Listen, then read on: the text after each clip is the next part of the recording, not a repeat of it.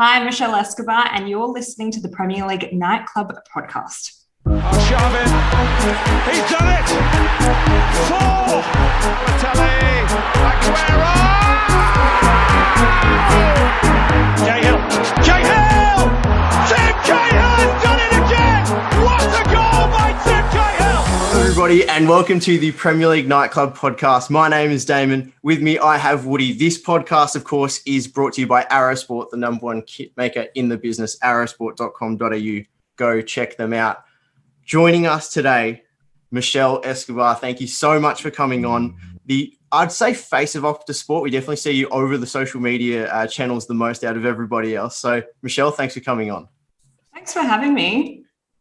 Oh, no worries. I think one of the huge reasons why we wanted to get you on, obviously, because you've been so present on our screens, I guess not sort of out of nowhere, but your presence has definitely grown in the last, I'd say, year on Optus Sport. And obviously, you just came off a huge chat with Matty Ryan, which we'll obviously get into a little bit later. But just quickly, how's the reception been on social media and how's it been since that interview went live? Yeah, so it's been pretty huge. I guess, it went up on our social media, YouTube, the Optus Sport YouTube page, also on the app, and I wrote an article for it as well. So that was on Facebook and Twitter and all that. So yeah, there's been quite a lot of reception. But what surprised me the most is actually the Brighton fans. They got a hold of it a couple of days after. So I think I saw, might have been about Monday night. And yeah, as you would imagine, a lot of them aren't happy, but yeah, with what a few of the things that Matt Ryan said. But yeah, it was an awesome interview to do, and I was just so happy that he was just so raw and honest throughout it all. Yeah, absolutely. And as I said, we'll probably ask you some more detailed questions later on in regards to that chat. But first of all, we just want to know, it's actually been like, we've spoken to Richard Bayless and Ollie Gill, but they both were over a year ago now, which is crazy to think. So we haven't actually had someone from Optus on the show for quite some time. So what was it like during COVID, and what's sort of the situation now? Yeah, so it all kind of came out of nowhere, I guess. There had been a few cases through the leagues. And then when Arsenal was hit, that's when the Premier League went into shutdown mode. So to begin with, it was a bit of a scramble and wondering what we were going to do. But we all came together and we all made some very creative pieces during that time. And it was probably the most creative that we had to be, because there wasn't football and we didn't know for how long football wouldn't be around. Well, I keep in contact with Richard Bayless. I want to use the word regularly, but that would be a bit of a stretch. But I do have his number, so I'm claiming it. Woody and I had actually planned a trip up to Sydney. I think we booked it when, Woody, probably early December for early January.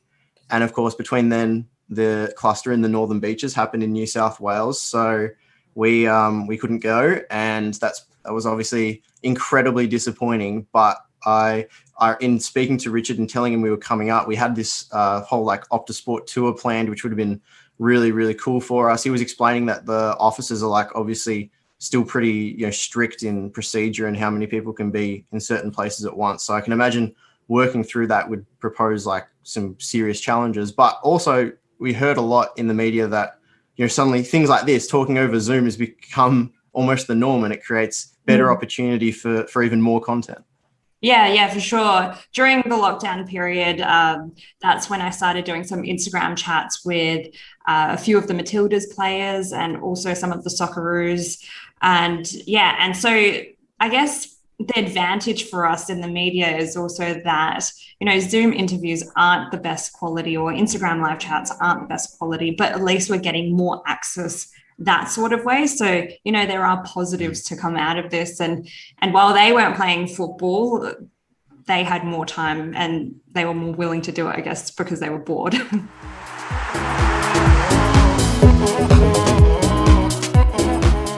Damon's done a bit of waffling, and Michelle, I'd love to get stuck into your career thus far. So tell us a little bit about growing up and sort of what your childhood was, and sort of how did your love for sport develop?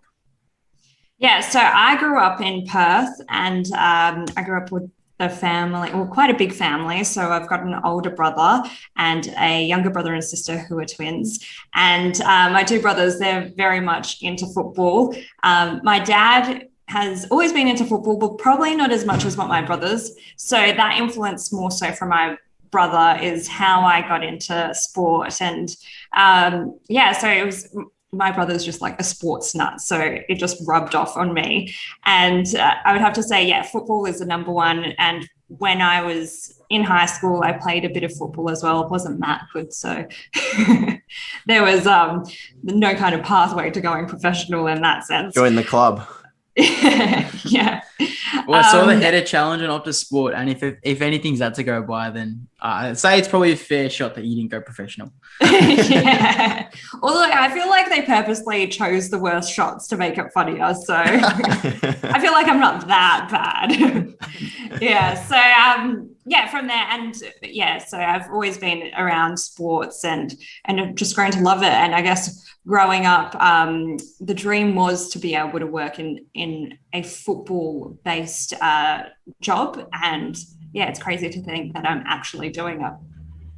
So did you find your road to, obviously where you are now, part of the Fox Sports team and then part of the Optus team, did you find it challenging along the way, or did you feel like you sort of just fit in and all the I guess the puzzle pieces came together as you planned?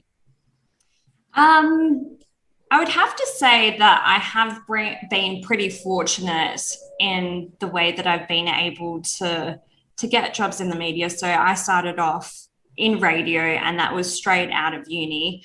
And then from there, I just sent an email to Fox Sports and just said the little experience that I had, but I was willing to learn, and very much into football and the journalism side of things. And from there, I got a job at Optus Sport. So things have flowed quite well, but that's not to say that I haven't put in the hard yards in between as well. Of course. Not everything has been smooth sailing. There are always going to be challenges and all that. But no, I've enjoyed my career so much, and I feel like I'm still at the beginning of my career still. I don't know how much you're allowed to go into this, because obviously the day that Optus Sport won the rights to the Premier League is one of the biggest moments in football in this country for heaps of people. But did you, like, when you went over to Optus Sport, were you there for pretty much like the first ever Premier League game that was broadcast on Optus Sport, or were you there a little bit later?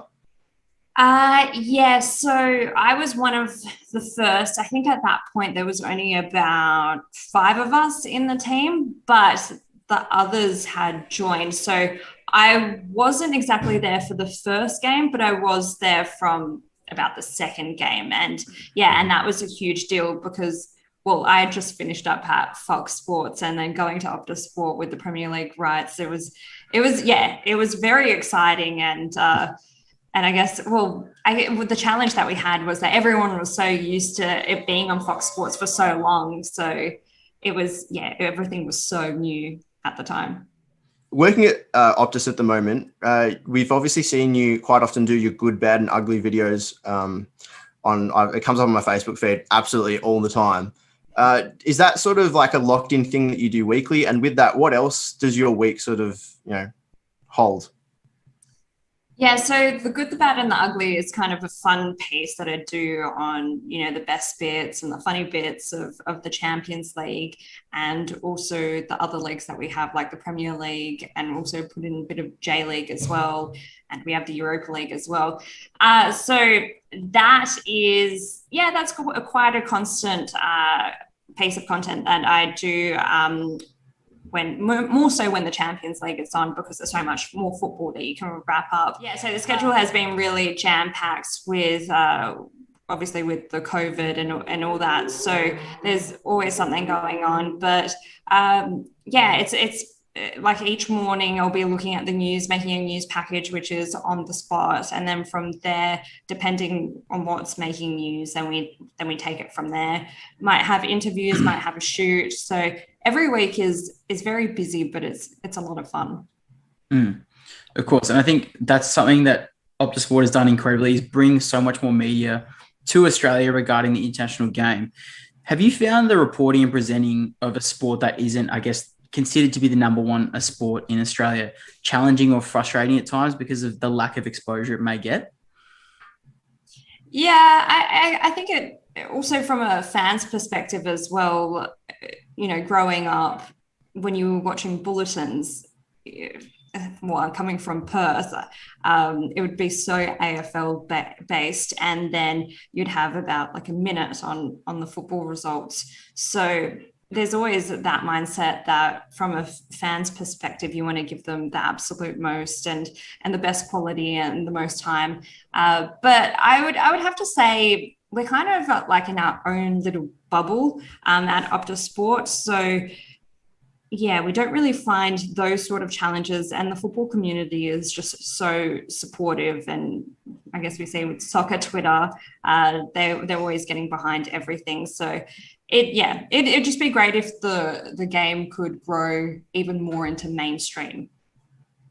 Yeah, absolutely. I couldn't agree more in terms of like the bubble comment. From an outsider looking into Optus Sport, it 100% feels that way. And it's not a bad thing, but it certainly feels like Optus Sport are just doing their own thing and smashing it. And they're just doing it differently to everybody else as well, because it's probably the only like subscription-based service that concentrates on one sport. I think maybe Stan at the moment are doing a rugby thing, but other than that, there's not really much else. KO and stuff just do a bunch.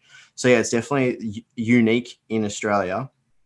Do you think that Optus can play a major role in developing the game here in Australia? Because obviously you don't show the A-League, and again, we won't go into that, but hint, hint, please get it done. But if, is there a way Optus can develop the game here in Australia? Yeah, so if you see with our Football Belongs pieces, that's very much showing the roots of football in Australia with, so many European communities that have been here for quite a few decades and how they've been able to grow the game. So with pieces like that and just trying to give, the best sort of attention to the game, and, all of us that work there, we're just massive football fans, and a lot of us are Liverpool fans, which I guess it doesn't really help with the Cloptus sort of. You're skipping our questions. We had that lined up for about 3 from now. Well, actually, I should say there's only a few of us that are Liverpool fans. There's a mix of everything, even a Norwich fan. So wow. There's absolutely Brentford as well in the championship. But yeah, we try to give our absolute most in telling these football stories and bring them to light to everyone.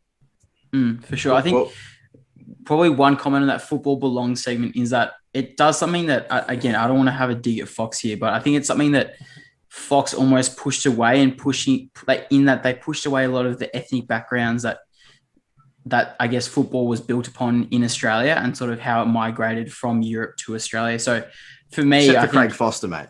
Yeah, except for Craig Foster. The Foz, mate. You can't beat the Foz. So I think that Football Belongs, definitely speaking to people that I know that come from ethnic backgrounds and that have, such deep-rooted ties into clubs that they've been part of for generations since, their grandparents or great-grandparents migrated over. It's just something that is unparalleled and something that isn't shown and has never been shown. So, I think it's pretty enlightening that that's a segment and it's been broadcasted in a sense. So, yeah. Thanks for that. Yeah, it's a piece that Ben Coonan and David Davutovic have worked really hard on, and also others such as who are more so behind the scenes, John Bullock and Evan George. They've all put in a lot of time into that and getting those stories out, and it's been great to watch.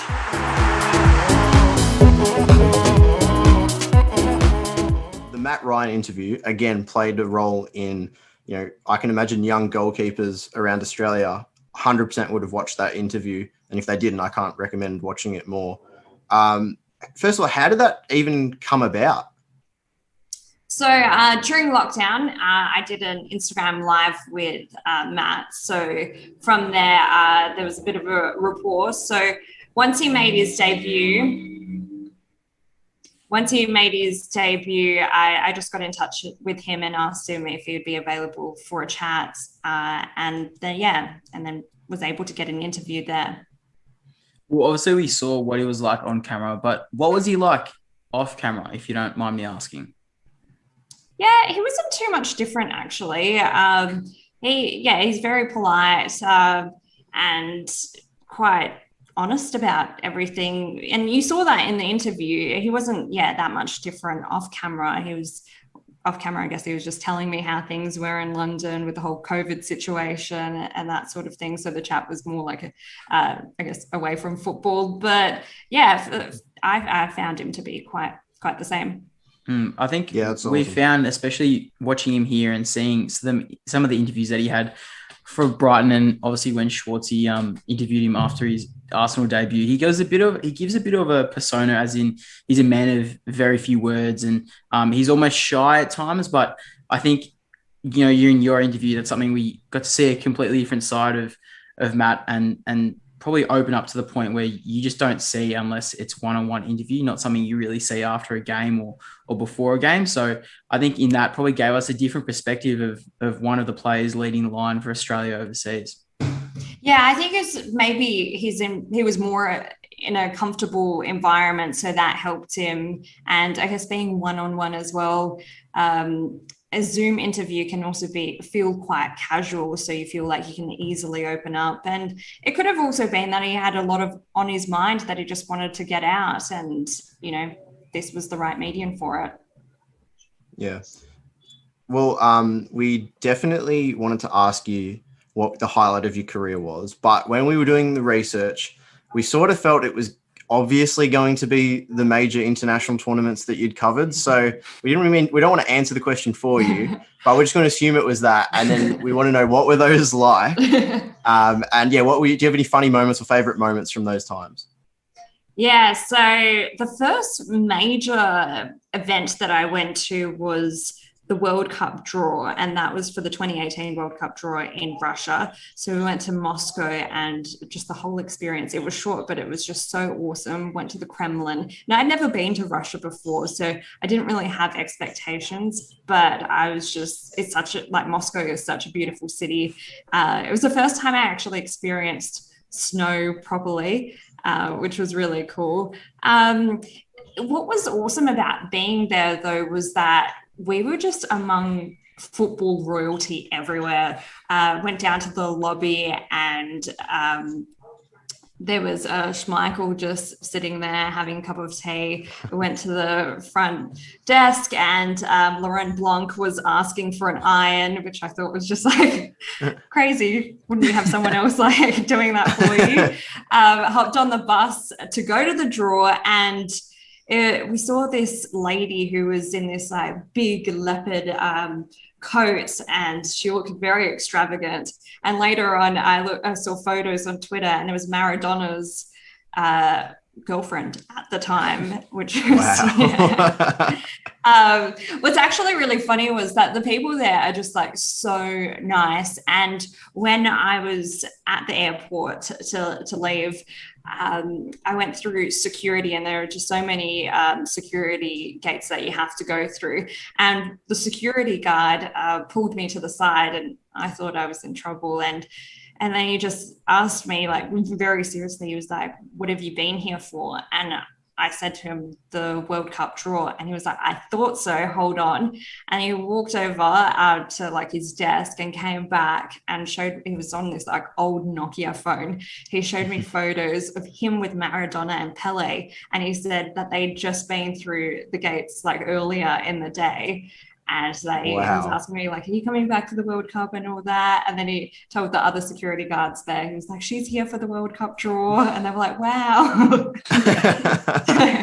Yeah, so I thought that was pretty funny. And it just showed, like, Russians, everyone thinks that they're so serious, but once you talk to them, they're just such nice people. Did you ever come in a situation where you were just like standing next to an absolute legend? Obviously, you just said Laurent Blanc and Kasper Schmeichel. Kasper?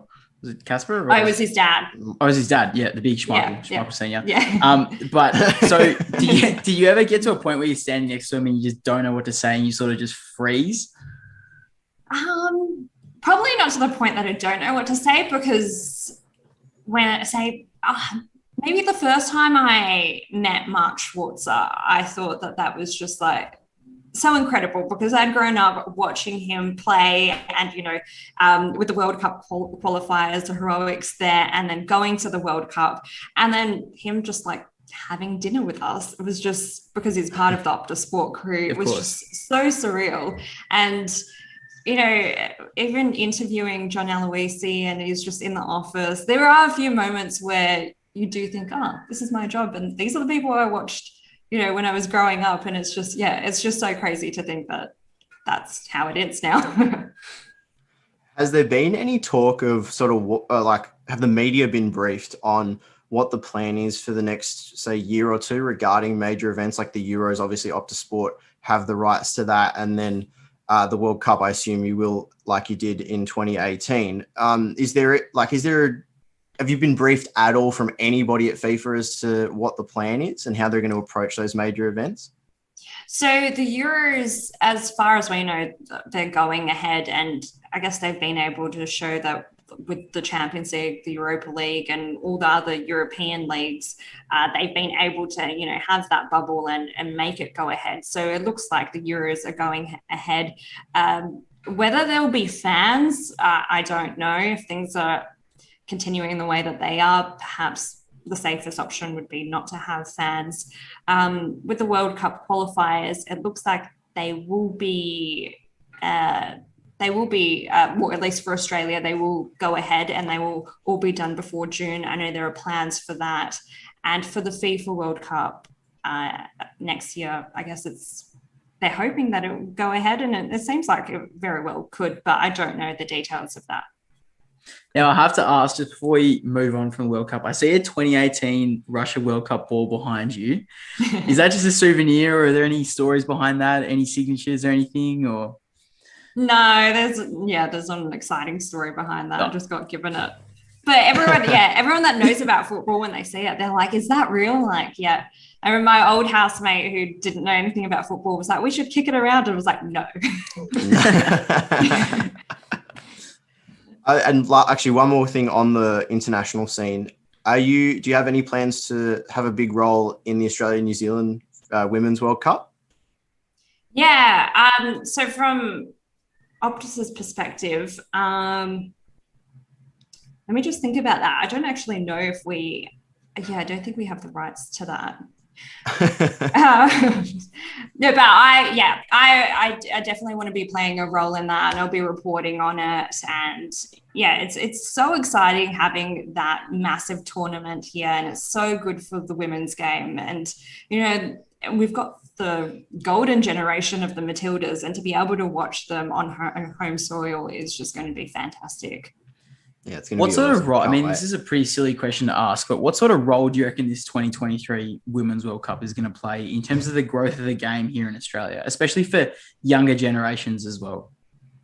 Yeah, well, I think as a whole, it's going to bring more eyes on the game. But for the women's game, I think, it's going to put it more on level with other codes. And the Matildas, it's just crazy to think like how fast their popularity has grown, and they've got such amazing players, and they're so impressive that I really hope that it's just going to bring more eyes and even more exposure to not only the women's game but also football as a whole. 100%. I personally cannot wait. I remember Woody and I think it was definitely last year now. We were watching the draw, and it was at like SBS, 1 a.m. actually.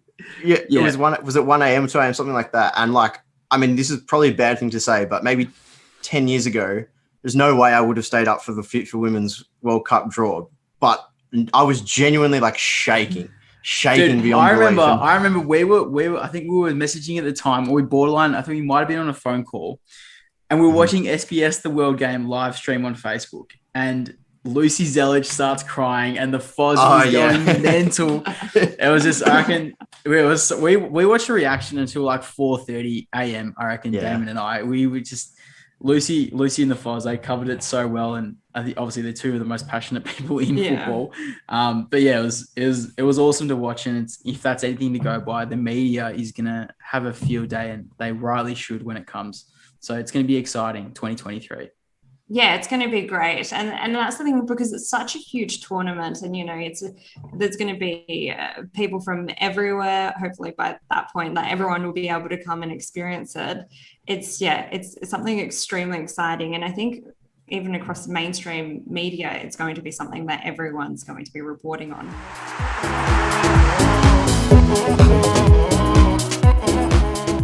Now, the big moment that I've personally been waiting for a while, and it's to get stuck into some Premier League chat. And I know we talk about Premier League every week on the show, but there's definitely something else here.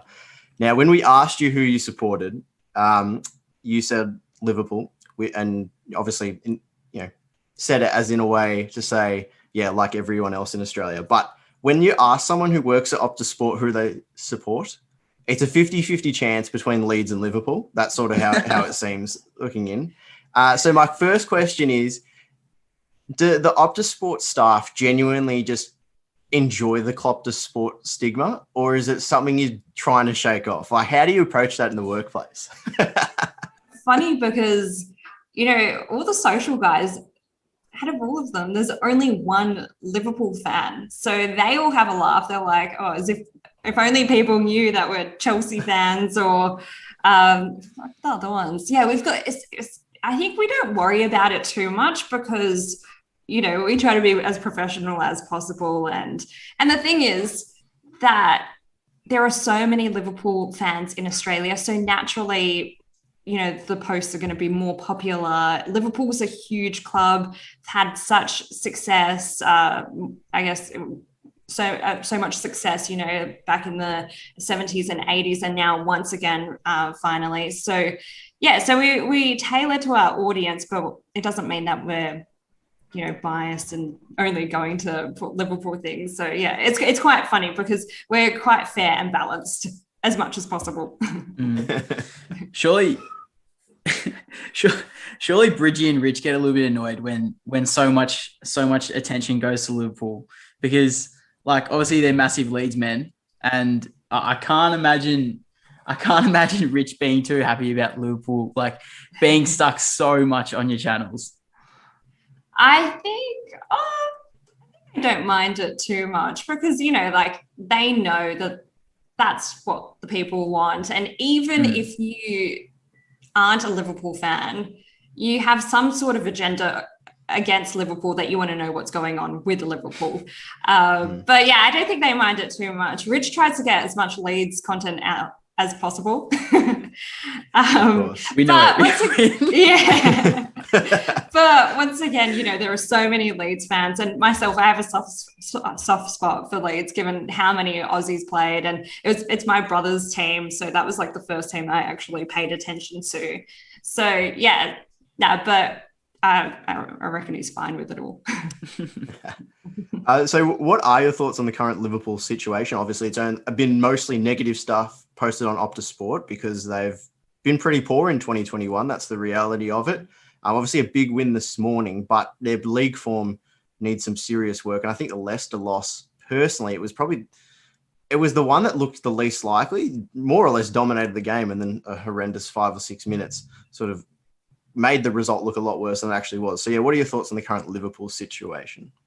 Yeah, I guess it's been very up and down in this season. And when I saw the Manchester City fixture, I was going around being like, it's going to be fine. We always step up against big teams, and that didn't go well. And then after against Leicester, we expected to at least get a point out of it, but it didn't go that way. So at that point, you start thinking, yeah, there is something seriously wrong. I guess with all the injuries, that hasn't helped, and maybe fatigue has played a part as well. And the changes in positions, Jordan Henderson was playing centre back for quite a few games, and and that affects the defense. And, not having Virgil van Dijk there is just a massive loss. And then trying to find ways of how to make the defense strong again. We saw Allison making mistakes over the last couple of weeks. And, that confidence isn't there. But hopefully with this morning's win in the Champions League, that can give them some sort of a confidence boost and,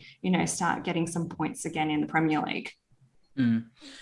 What do you make of Klopp essentially conceding the title? Do you think it's, I guess, the right thing to say to narrow the focus and let all the fans know that Champions League realistically is the goal for this season, and progressing in this year's Champions League should be the priority? Or do you think it sort of destroys a little bit of the soul on it from a Liverpool perspective? No, I think it's fine that he said that the title race is basically over for Liverpool, because you've got to be a realist about it as well. There's no point of being delusional, being like, we're in it when we're in 6th spot at the moment.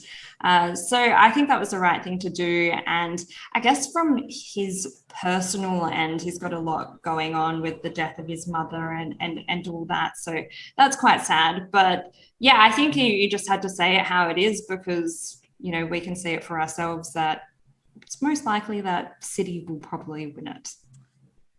Well, we're Man United fans, and we pride ourselves on being realists on this podcast. So we obviously, we're planning our title-winning party a couple of weeks ago. We all had it all set up. We'd planned the episode for May. We were very excited. And I think Woody even went as deep as to find some statistical stat that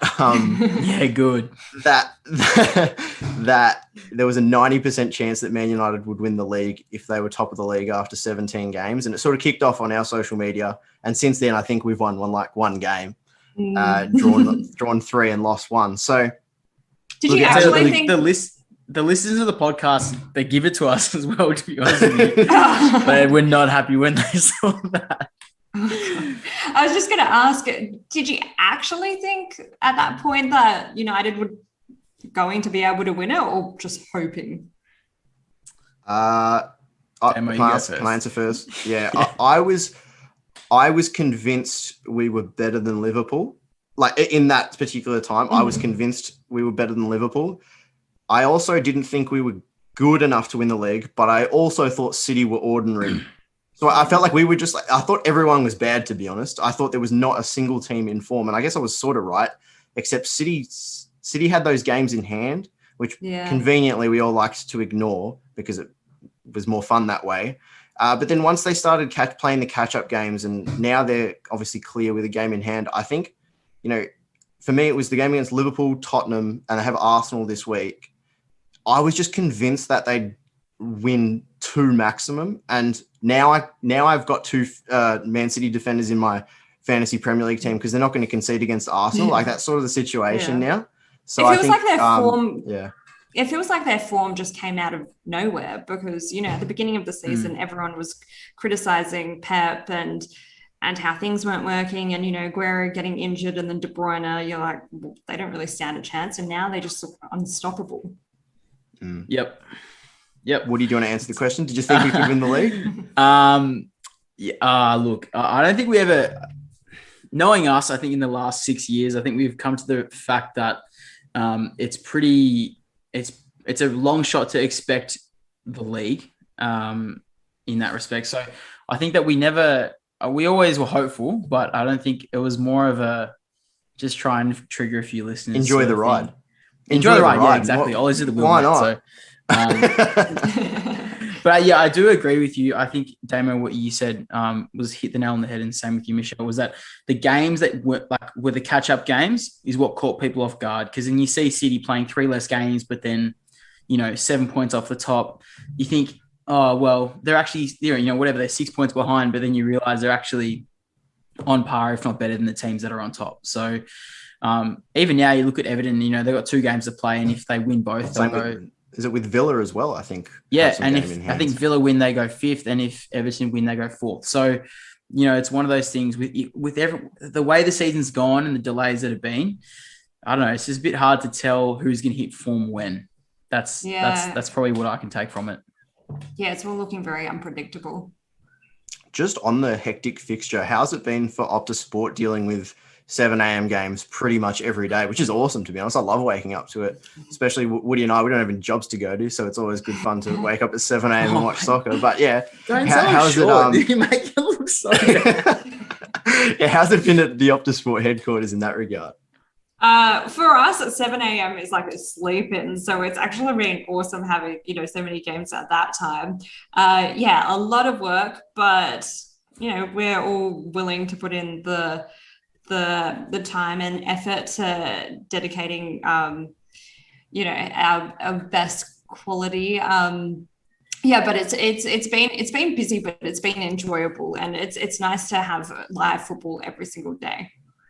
Couldn't agree more. I have to ask, the reason why we call this show the Premier League Nightclub is because Damon and I, we watch the games at 3:30, 4:30, 5:30, and we might not sleep from 2:30 to 9:30, depending on whatever the roster of games are on.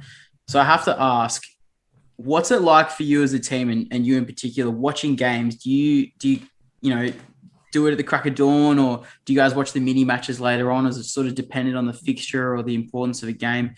How does it all sort of work when you guys have to watch games and then report on that as well? Yeah, so we have a team that works overnight on the weekends. So they're the ones that are cutting up all the mini matches and the highlights and the mega minis and all that.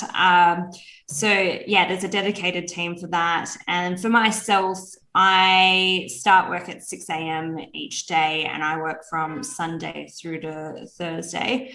So it's a matter of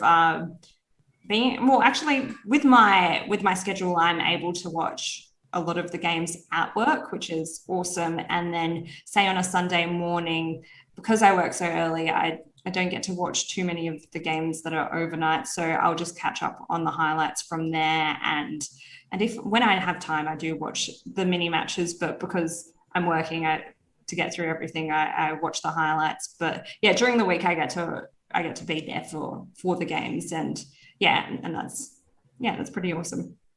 I honestly thought at the start of that answer you were about to say we have a team that dedicated to watch the games, and I was about to say, oh my goodness, my dream job's just changed. But yeah, no. Either way, if you ever need someone to stay up and watch games, Woody and I are always available.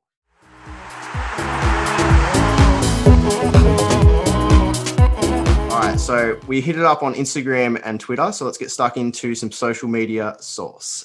Woody, you take it away. Still the worst name that we've got on the podcast, but 100%. So we picked the best 5 questions that we get each week, Michelle, to ask you. We try and cut out most of the jargon. So we picked the best 5, and then the winner we'll ask you to pick a winner, which was the best question. They're going to get a voucher, $30 voucher for our principal sponsor, which is Arrow Sports, of course, the best kit maker in the game. All right, first question from John_Turner13. Michelle, do you have any aspirations to work in football media overseas? At the moment,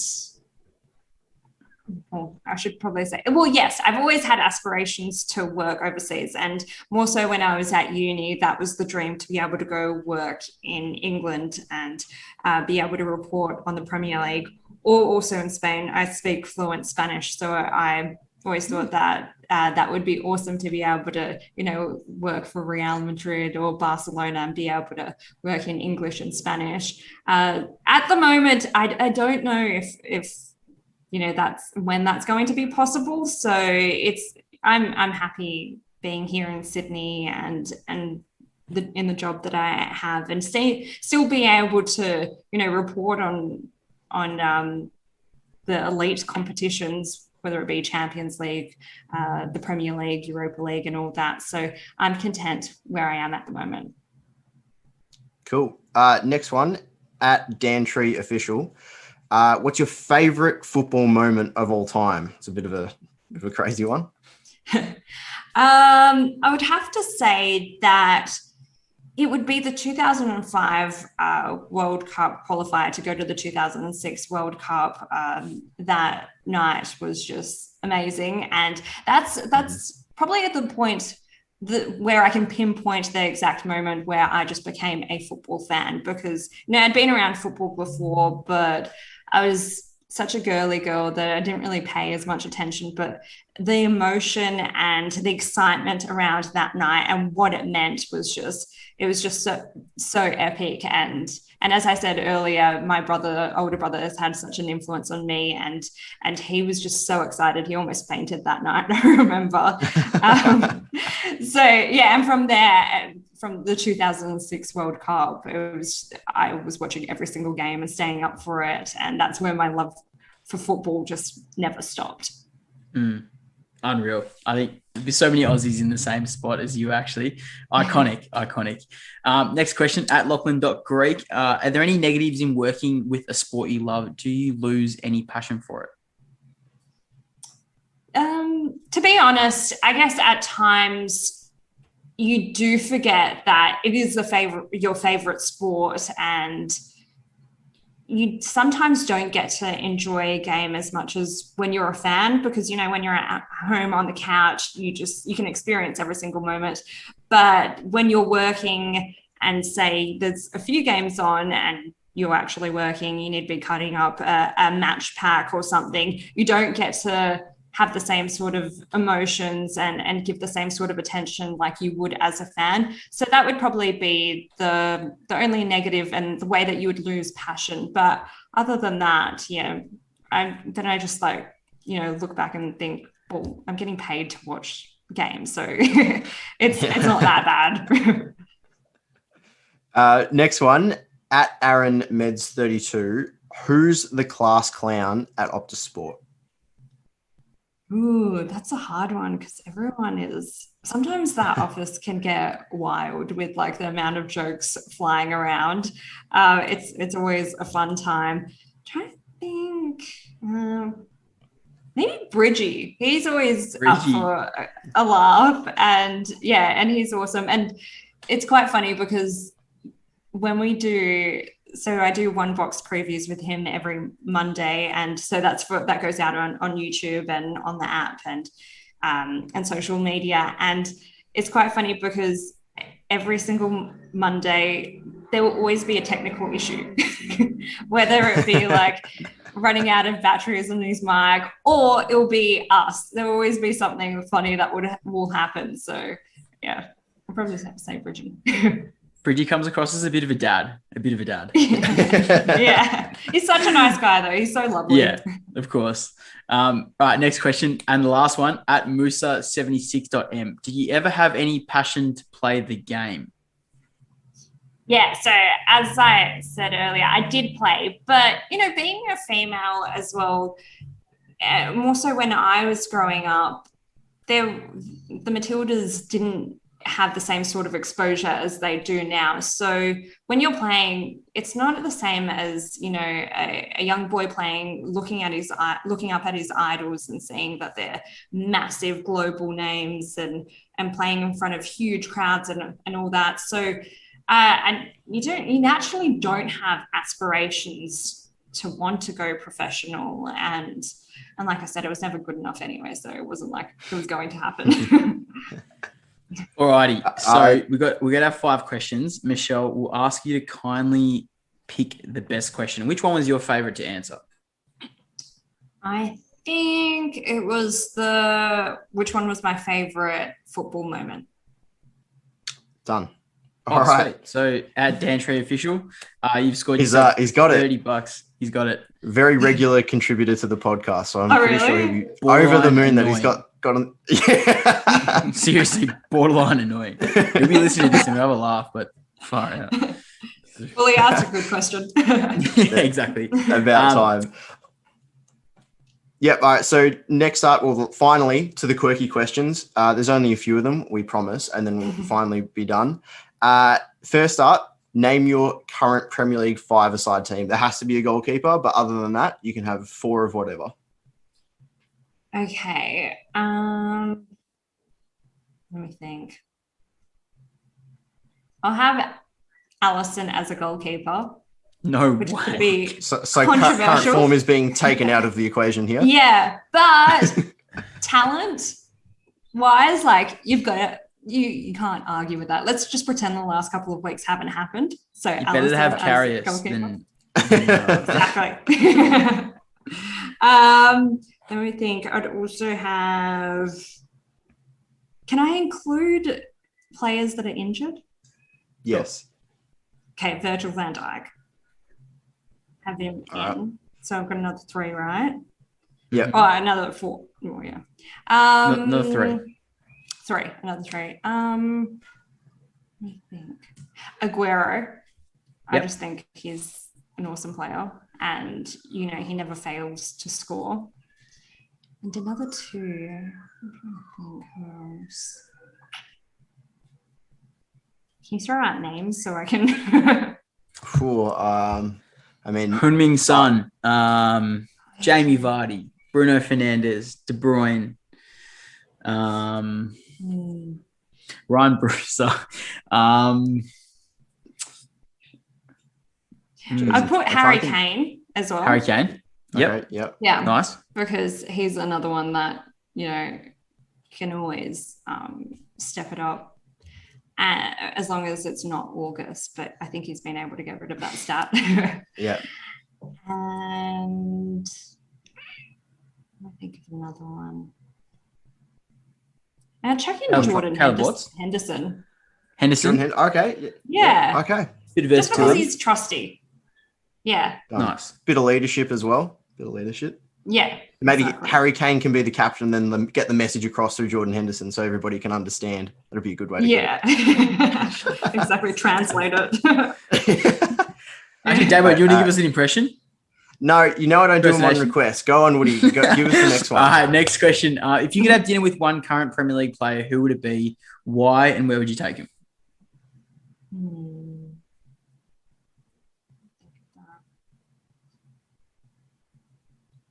I would have dinner with Mo Salah because I just want to pick his brain around how he has so much confidence to be able to score. And, you know, when he was playing at Chelsea, they weren't his best days. So I just want to ask him, how do you come back from that and then just become like a goal scoring machine?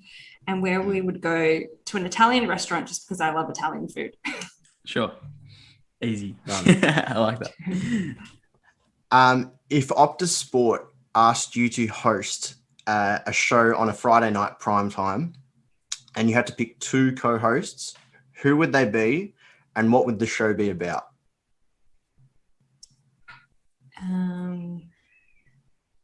My 2 co-hosts would be John Aloisi.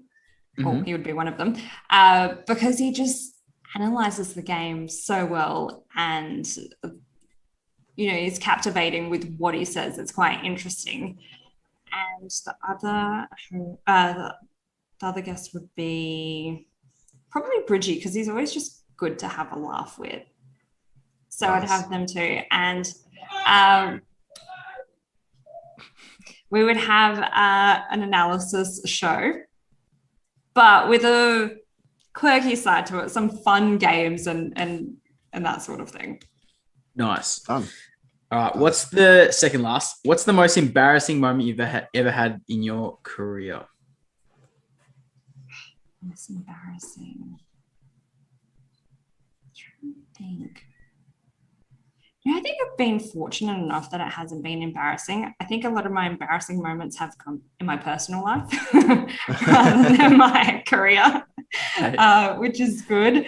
I don't know. I think to begin with, when I was first starting off, when, you know, you're a little bit self-conscious and you're not as confident, you find just stuffing up in front of everyone, in front of a whole studio crew to be embarrassing. But then, you know, that's the only way that you learn. But yeah, I can't think of an actual story at the moment. So, yeah. Final question, and this tends to stump people. And if you don't want to answer, that's cool as well. Who's the most famous person you have in your phone contact list? It'd be funny if I said Richard Bayless. Because that would be my answer. Yeah.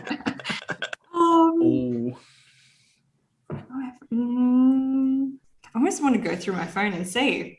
I don't think I actually have that many famous people, their numbers. So maybe, actually Mark Schwarzer.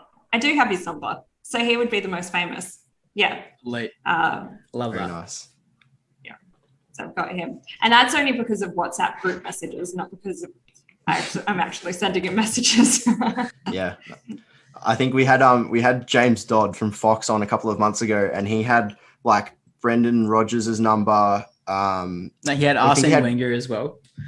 Yeah, and that from interviews he'd done like 10 years ago, so he wasn't sure if they were still like accessible. And he said calling them probably wasn't on the cards, and we understood that. But yeah, people have like people in their phone for the most obscure reasons. So I can imagine being in the media, it'd be certainly the case. I used to have Malcolm Fraser's number when he was still alive. Wow. That was when I worked in radio, and I think it was like for some interview trying to get him, and he never answered, and now it's quite pointless because he's not alive anymore. But that I just remembered then that, yeah.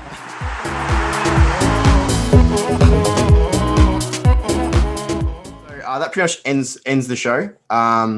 Thank you so much, Michelle, for coming on. It's as I said to you off air or in the messages to get you on, I basically said that it's like awesome when we get to speak to people from Optus Sport and maybe get a little bit more of a human side to what you do, because all we see is a presentation 90% of the time. So it's always nice to do these things with the people that drive the game in the country.